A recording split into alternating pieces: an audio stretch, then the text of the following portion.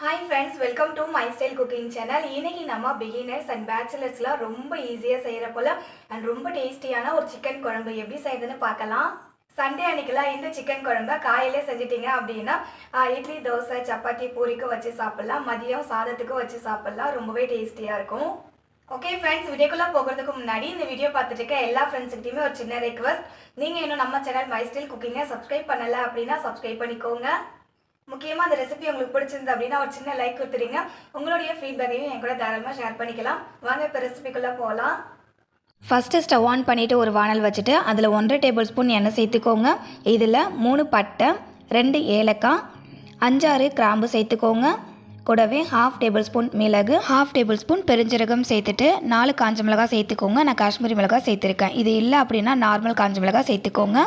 கூடவே ஒரு 20 சின்ன வெங்காயம் சேர்த்துட்டு ஒரு 3 நிமிஷத்துக்கு வதக்கி விட்டுக்கலாம். 3 மினிட்ஸ் வதக்கி விட்டதுக்கு அப்புறமா இதில் வந்துட்டு 3 டேபிள் ஸ்பூன் கட் பண்ண தேங்காய் பீஸை சேர்த்துக்கோங்க. சேர்த்துட்டு ஒரு 5 மினிட்ஸ் வரைக்குமே இதை நல்லா வதக்கி விட்டுக்கோங்க. இதில் சேர்த்துருக்க இன்க்ரீடியண்ட் எல்லாமே சிம்பிளான இன்க்ரீடியண்ட் தான். ஸோ எதையுமே ஸ்கிப் பண்ணாமல் அப்படியே சேர்த்துக்கோங்க. இப்போது 5 நிமிஷம் வதக்கினதுக்கப்புறம் பாருங்கள், எல்லாமே நல்லா வதங்கி வந்திருக்கும்.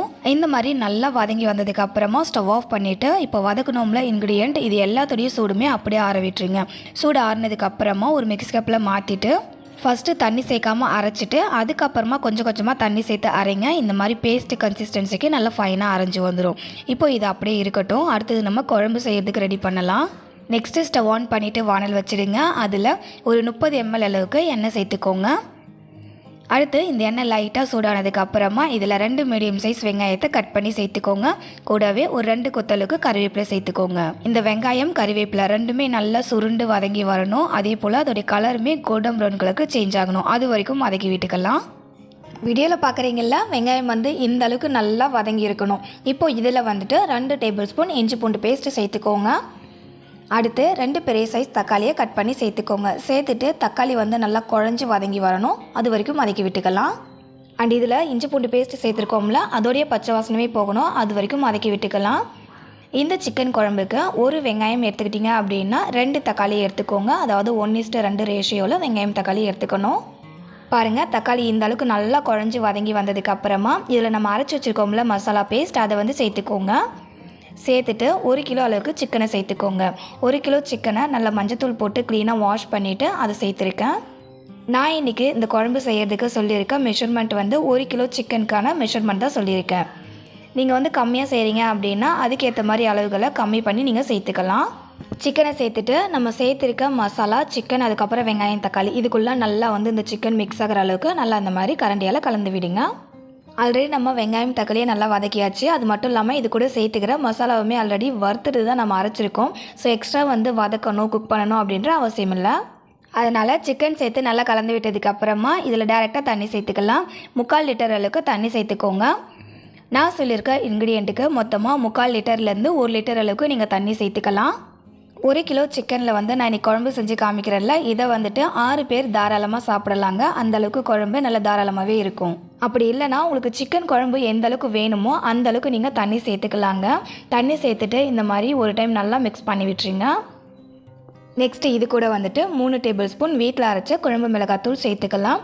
டேஸ்ட்டுக்கு தகுந்த போல் உப்பு சேர்த்துக்கோங்க. நான் 1 டேபிள் ஸ்பூன் உப்பு சேர்த்துருக்கேன். மிளகாத்தூள் உப்புலாம் சேர்த்து நல்லா மிக்ஸ் பண்ணி விட்டுருங்க. மிக்ஸ் பண்ணி விட்டதுக்கு அப்புறமா டேஸ்ட் பண்ணி பாருங்கள்.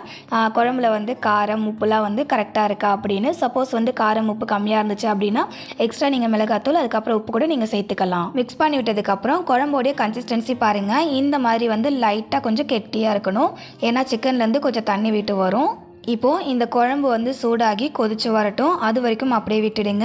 இந்த மாதிரி நல்லா குழம்பு கொதிச்சு வந்ததுக்கப்புறம் பாருங்கள், குழம்போடைய கன்சிஸ்டன்சி கொஞ்சம் தண்ணியாக இருக்கும். ஃபஸ்ட்டு குழம்பு கொஞ்சம் திக்காக இருந்துச்சுல்ல, நான் ஃபஸ்ட்டு சொன்னது போலவே சிக்கன்லேருந்து தண்ணி வெளியே வந்ததால் குழம்பு கொஞ்சம் தண்ணியாக இருக்குது பாருங்கள். ஆனால் குழம்பு கொதிச்சு வரும்போது குழம்பு கரெக்டான கன்சிஸ்டன்சியில் இருக்கும். குழம்பு இந்த மாதிரி நல்லா ஒரு கொதி வந்ததுக்கப்புறமா வானலை மூடி போட்டு மூடிட்டு ஸ்டவ்வை மீடியம் ஃப்ளேமில் மெயின்டைன் பண்ணிக்கோங்க. ஒரு 10 நிமிஷம் குக் பண்ணிக்கோங்க. கரெக்டாக 10 நிமிஷம் குக் பண்ணால் போதும். 10 நிமிஷம் குழம்பு குக் பண்ணதுக்கப்புறம் பாருங்கள், நல்லா சைடில் எண்ணெய் பிரிஞ்சு அந்த சிக்கன்லாம் நல்லா அவ்வளோ சாஃப்டாக வெந்து வந்திருக்கும்.